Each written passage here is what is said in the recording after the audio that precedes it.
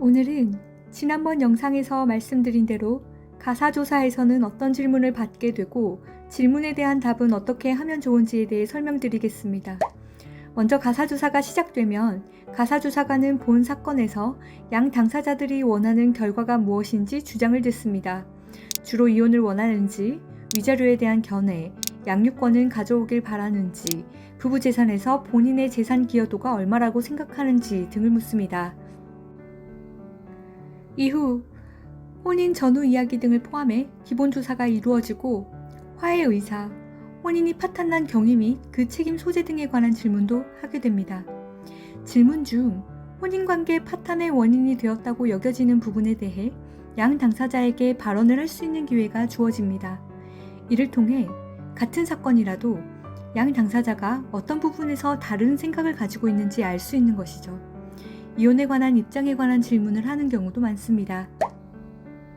그 다음 양 당사자들의 혼인관계에서 큰 이슈가 되었던 사건들을 이야기하게 됩니다. 이 부분은 그동안 변호인과 준비한 준비 서면을 보고 미리 준비하시는 것이 좋습니다. 특히 별거 중인 경우, 상대에 대한 좋지 않은 감정이 누그러지지 못한 경우에는 갑자기 한 공간에서 상대방과 함께 조사를 받는 상황에 자신이 예상한 것보다 심리적으로 더욱 당황하거나 본인의 감정적 호소만 하게 되는 경우가 발생하기 때문입니다. 상대방을 보는 것만으로 심리적으로 고통스러워 정상적인 발언조차 어려운 경우에는 가사조사관에게 솔직하게 이야기를 하고 분리를 요청하셔도 괜찮습니다. 아이들의 양육 환경에 대한 조사도 이루어집니다. 현재까지 아이들이 어떻게 양육되어 왔는지, 양육권에 대한 양 당사자들의 입장도 물어봅니다. 현실적으로 양육을 할 수가 있는지, 경제적인 부분과 아이들의 특성이 어떤지 등을 물어보며 애정의 정도도 조사사항에 포함되는 경우가 있습니다. 가사조사관은 정해진 조사 사항을 가지고 조사를 실시하는 것이며 나의 모든 이야기를 듣고 누구의 편을 드는 존재로 보면 안 됩니다. 상대방에 대한 비난보다 자신의 이야기에 초점을 맞추시는 것이 좋습니다. 그럼 상대 주장에 반박하지 말라는 것인가요? 절대 아닙니다. 가사조사는 질문 후에 상대방 대답에 대한 반박의 기회를 주는 형식으로 실시되는 경우가 많습니다. 이때에 상대방이 사실과 다른 이야기를 했다면 상대방에 대한 감정적 비난이 아닌 핵심적인 부분을 반박할 경험 등을 진술하시는 것이 좋다는 의미입니다.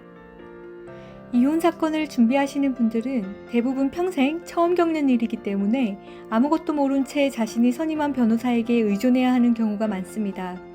변호사를 선임한 후에도 가사조사를 받기 전 걱정되는 마음에 이 영상을 클릭하신 분들도 있을 것으로 생각합니다.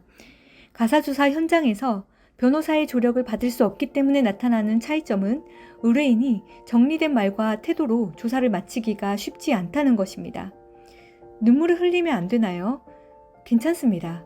본인의 진정성을 굳이 숨기고 냉정한 태도를 꾸며 보여주실 필요는 없습니다.